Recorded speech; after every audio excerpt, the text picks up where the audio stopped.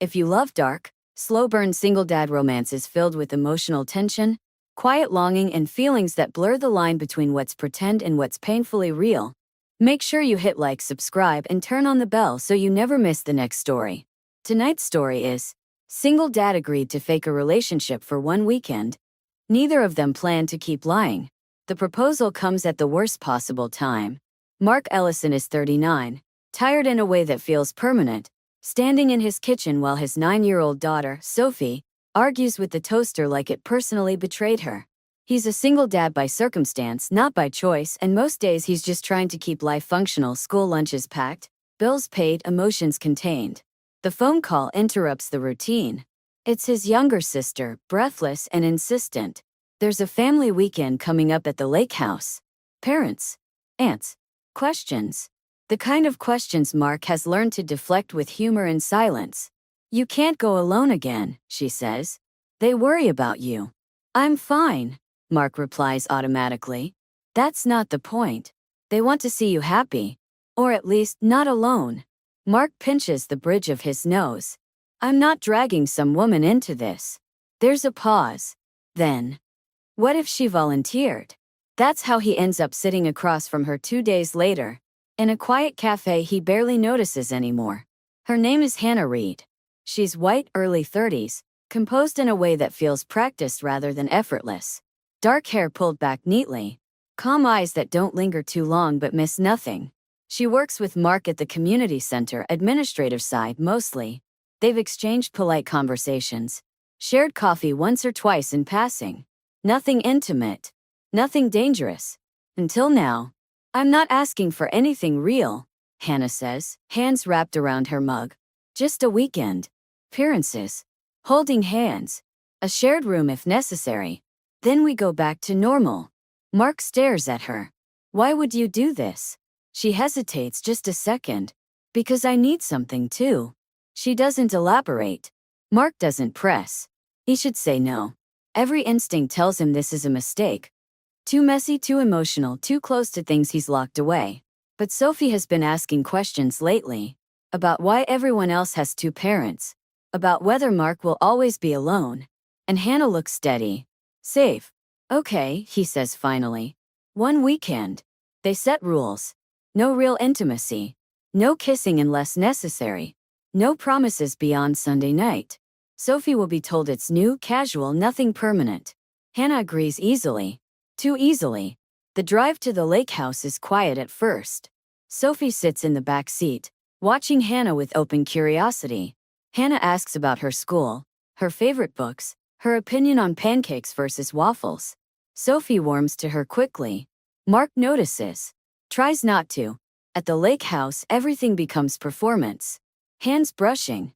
Hannah's arm slipping through his when relatives watch. Laughter time just right. Compliments exchanged softly but publicly. Mark feels like he's wearing someone else's skin. The shared room is unavoidable. 2 beds. A window overlooking the water. Silence heavy with unspoken rules. "I'll take the left," Hannah says. "Right," Mark answers. They lie awake, listening to the house settle. Mark tells himself this is temporary. Harmless. It stops being harmless the next morning. Hannah wakes early and makes breakfast with Sophie. She kneels to Sophie's height when she talks to her. She listens. She remembers details. Sophie beams in a way Mark hasn't seen in a long time. Later, Hannah sits beside Mark on the dock, feet dangling above the water. "She's amazing," Hannah says quietly. Mark swallows. "Yeah, she is." Hannah doesn't say "you're doing a good job," but the look she gives him says it anyway. It lands harder than he expects. The pretending starts to blur. Mark catches himself touching Hannah's back without thinking, standing too close, caring too much when she laughs with someone else.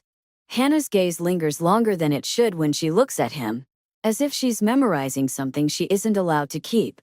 That night, after Sophie falls asleep, the truth slips out. Hannah admits she said yes because her own life is empty in ways she's tired of explaining. That she's always been the stable one, the dependable one, the person people lean on but never choose. "I wanted to feel wanted," she says softly. Even if it was pretend. Mark feels the confession settle deep in his chest. He tells her about his late wife, about grief that never fully leaves, about how opening himself again feels like betraying both the past and his daughter. I don't know how to do this, he admits. Hannah nods. Neither do I. The kiss happens anyway. Slow. Careful. A mistake they both feel immediately and don't regret at all. They pull away quickly, breathless, shaken. That can't happen again, Mark says. I know, Hannah replies. They both know they're lying. The next day is harder. The pretending feels real now. The touches mean something. Sophie notices the shift. Asks why they're smiling more. Why Hannah's hand fits so well in Mark's. Mark starts imagining things he shouldn't. Hannah staying. Hannah at birthdays. Hannah at bedtime stories. Sunday comes too fast.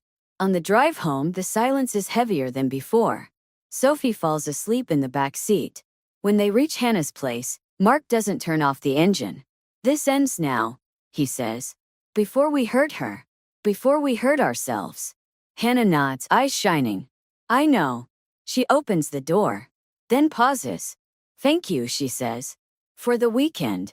For pretending. Mark watches her walk inside. For the first time in years, his chest aches with something that isn't grief. They don't speak for days. Then Sophie asks quietly, why doesn't Hannah come over anymore? Mark doesn't have a good answer. The truth arrives uninvited. Hannah shows up at the community center one evening, pale but determined. I can't pretend it didn't mean anything, she says. I don't want to. Mark looks at her and realizes the lie was never the relationship. The lie was thinking it couldn't be real. I'm scared, he says. I know, Hannah replies. I am too.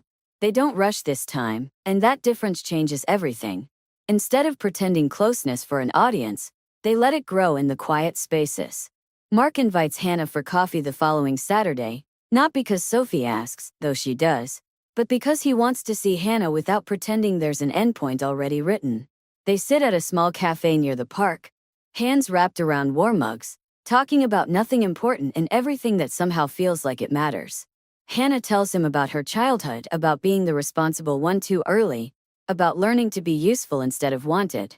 Mark listens with the same focus he gives Sophie when she's explaining something that feels monumental to her. It makes Hannah's chest tighten in a way she isn't used to. Mark talks about grief more openly than he ever has before. About how loving again feels like tempting fate. About how he's terrified of letting Sophie get attached to someone who might leave. Hannah doesn't try to reassure him with promises she can't make. She simply tells him the truth. I'm not here for a weekend anymore, she says quietly. I'm here because I choose to be. That honesty stays with him. They start taking walks together in the evenings, Sophie between them, swinging their hands and narrating everything she sees.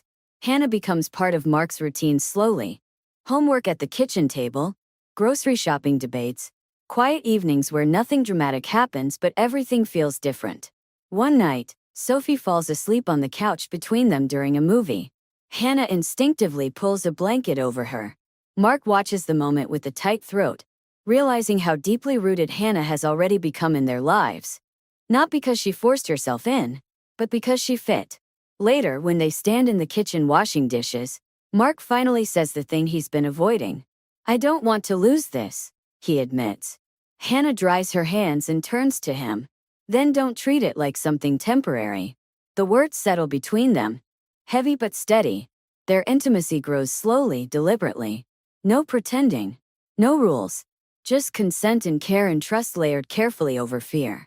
When they finally share a night together, it's quiet and grounding and nothing like the rushed intensity of the weekend that started it all. Feels earned. Sophie notices the difference too. She stops asking if Hannah is coming over and starts assuming she will. One afternoon, while Mark is distracted, Sophie tells Hannah, I hope you stay forever. Hannah doesn't correct her. She just smiles and says, I like being here. The family weekend at the lake house is never mentioned again. But its echo lingers. What began as a lie becomes the foundation for something honest. Mark realizes that the pretending didn't create the connection. It only revealed what was already possible. Weeks pass. Then months. Hannah moves some of her things into Mark's house slowly, always asking, always careful. Mark makes space without hesitation. The house feels fuller, warmer. alive in a way he forgot was possible. One evening, long after Sophie is asleep, Mark and Hannah sit on the porch watching the lights flicker on down the street. I used to think love had to arrive loudly, Mark says. Like proof. Hannah leans into his side. Sometimes it arrives quietly so it doesn't scare you away. Mark smiles at that. For the first time since his wife died, the future doesn't feel like something he's bracing himself against. Feels open, possible, real. And when Mark reaches for Hannah's hand, no audience, no pretending, no fear. It feels like the truest thing he's done in years.